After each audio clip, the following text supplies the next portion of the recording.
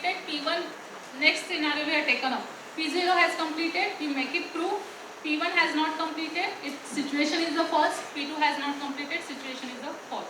So we can see in a second scenario, finish is not true for all the processes. So what does it mean? System into the unsafe state. Have you got the Pankhurst algorithm? How it works? So it works on a principle that how we can make available resources to the processes. Have you got that flowchart? Yes or no? Yes.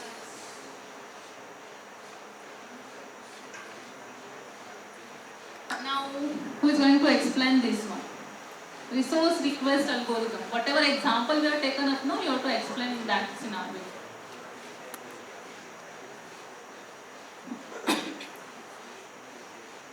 The request of the resource.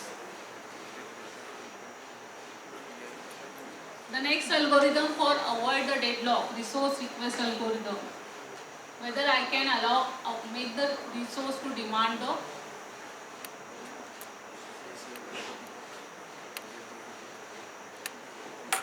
okay, now I'll take one example.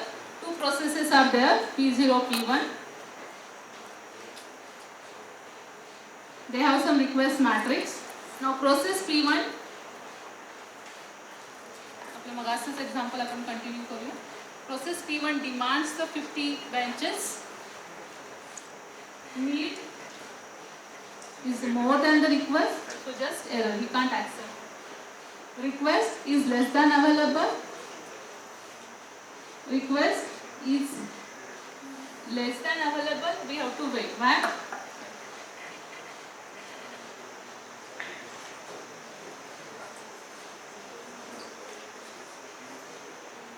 Just recall the example, please.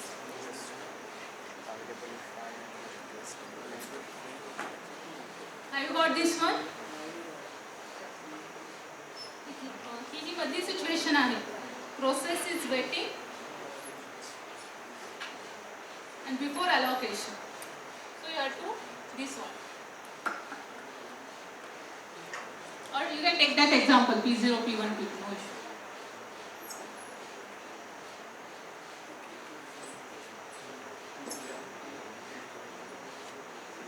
P0, its request is less than available? No. How many are available? 3 are available. P0 is demanding 5. So P1 has to wait. Come back to P1. Sorry, P0 has to wait. P1, it requires, I guess, 2 resources.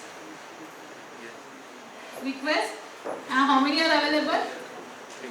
3 are available. Request is less than available? Yes. So we will make it available is equal to available minus request. 3 minus request. किती ची request गेली आहे? 2 ची request गेली. So how many are left into the pool? 1. How many allotted? Previously it has, I guess, 4 were there. 2 were there and 2 are allocated. So allocation becomes 4. And need will become now, earlier it has a 4 need. Now I given it to all the 4 it is been there. So need is now 0.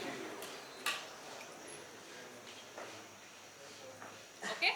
So likewise the request resource algorithm works. Have you got? So only one flowchart is there. Before that one, I'll just discuss the even if the deadlock would occur. Just last part. If the light comes, I'll share your bad luck then. Okay, as of now, have any doubts? No doubt?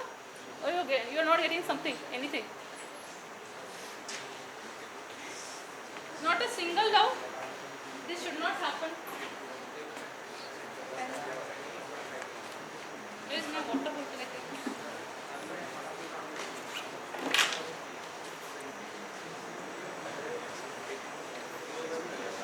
No doubt?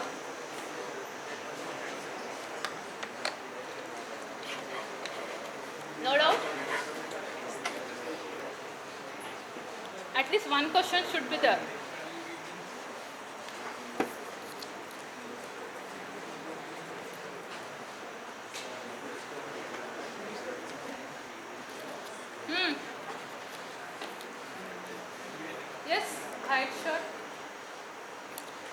right or no? Please ask one question to your friend. Yes, please.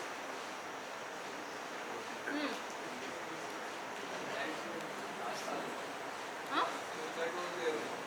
What he said? Sorry? No issue. Whatever. We have discussed ideas 15 to 20 cents. So one question can let it be simple. We'll see whether she can answer or not. No, you are not. You are asking. Maiva. You.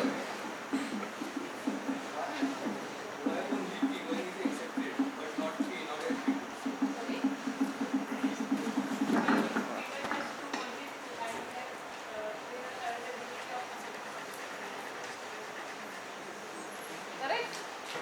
Okay, no. Now who is going to ask? You? Who will answer?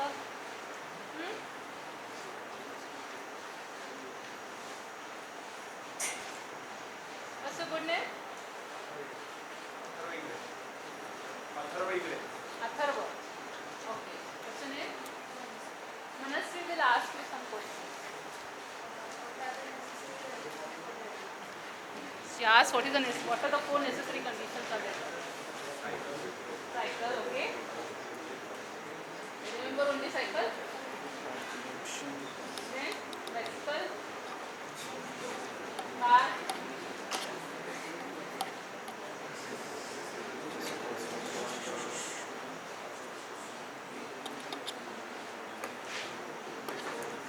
what is the next? Only cycle, beta.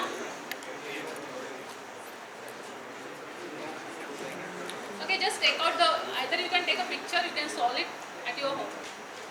And just let me know the answer. Just take out the picture. You have to complete the available one and the need one. And you have to calculate the step sequence.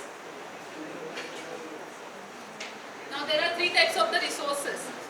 If the P1 is demanding 3 resources, all the 3 resources has to be available. एक आहे आणि एक नाही असं नको आहे. Okay? I have taken up the picture. You have to solve it. What is available? Just tell me available. I will calculate the available. Sum this minus from 10. Sum this minus from. Sum this minus from 7. And what is need? What is need? Max minus allocation. And you have to calculate the step sequence. You should answer me. So you can answer to your class teacher. Post it.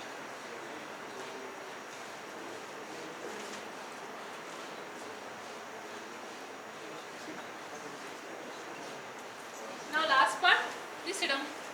Deadlock detection and the recovery. The first algorithm for the deadlock detection and the recovery, it's a wait for graph.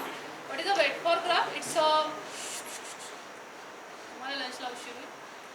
wait for graph. It's a new version or the another version of the resource allocation graph, but only thing is that we are removing the resources. So wait for graph defines the relationship between the 2 processes. Previous case, process A is waiting for R1, R1 is allotted to process B. What we are saying? P1 to R1, R1 to B. That was the resource allocation. Now here we are simply defining the relationship between the which process is waiting for which process. That's the wait for graph. So process A1 is demanding R1, R which is been assigned to B. So what is the corresponding wait for graph? A is allotted, A is waiting for B. We have just removed the part of the resource representation. And same scenario, if there is a cycle, there should not be a single instances, and there is a cycle, there will be a deadlock. Can you draw its corresponding wait for graph? And just let me know if there is a cycle. What is the wait for graph? Remove the picture of the squares. What is the wait for graph? A to R1, R1 to B. Instead, A to B. C to R2, R2 to C. B to C to A. C to D, D to A. Likewise. Is it a cycle? Yes. If it is a cycle, can be a deadlock. Again, if it is a single instances. If there is a multiple instances, okay, I guess it's a disturb. Now, one way by the wait for allocation graph, we can define how many number of resources are there into the. Now, A1 is a part of the cycle. A is causing deadlock. B is a part of the cycle. B is causing a deadlock. C is a part of the cycle. C is causing a deadlock. D is a part of the cycle. D is causing a deadlock. So, this wait for graph for a single instance defines whichever number of resources are there into the cycle, they are causing a deadlock. Now, if there are multiple instances, this is what the algorithm. Just in quick 5 minutes, you just read it, we will conclude.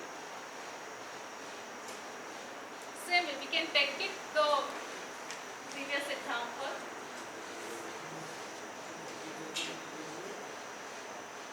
Which color you want? This one.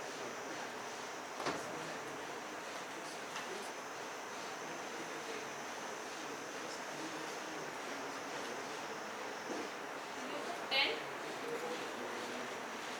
4, 9, 5. We'll make it 3.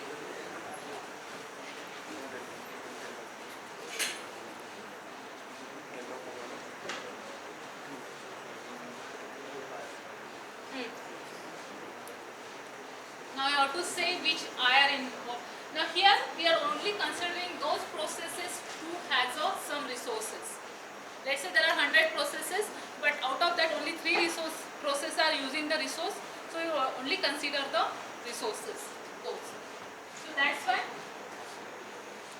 this sort of condition. If any process is not having any allocation, we are not going to consider that resource. Okay, now can you apply this algorithm over here? Work is equal to work and finish. Work is equal to available. What is available? 2. So all processes has some allocation we are going to consider. Okay. Finish, false, false, false. Okay. For I equal to 0, finish is false, okay. Then request is less than work. What is this request? 5 is not less than work, so we can't allocate it. So we take it the next one. P1. P1 has a false. Its request is less than or equal to work. We will allocate to this one. We will complete its execution, make it available to again into the pool. So what is available now? 4. Okay. Now work is equal to 4. Again P2. We will make it finish is equal to true. P2, its finish is equal to true. Request is less than work. 6 is not less than 4. We will take out again P0. P0 false. If request is 5, not less than 4. Now P1. P1 is finish is equal to true. We will take it P2. P2 again same setup. So at the end of the day, we can see there are all not processes. Finish is equal to false for some processes. So what does it mean? For process P0 and P2, there is a still status is equal to false. If the status is equal to true, no deadlock. But because of that one, status is not equal to true, does it mean it causing a deadlock? So this is how we can avoid the deadlock.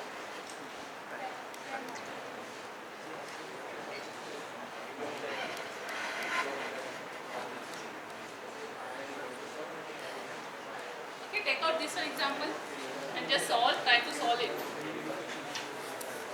See, even if you want to solve, no issue for me, but your course teacher may put it into your examination.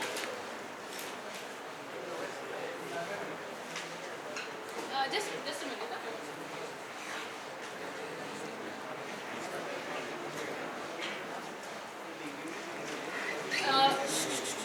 Just see, here we are collecting a deadlock detection algorithm. We are collecting how many number of processes are involved into the deadlock. So how many number of processes are involved into the deadlock? P0, we are selecting the PS. So here how many number of processes are involved into the deadlock? P1 and what does it mean? Request of the P0 and P2 made the system into the deadlock. P0 has completed the request. Okay. Just 1 minute, then we will conclude.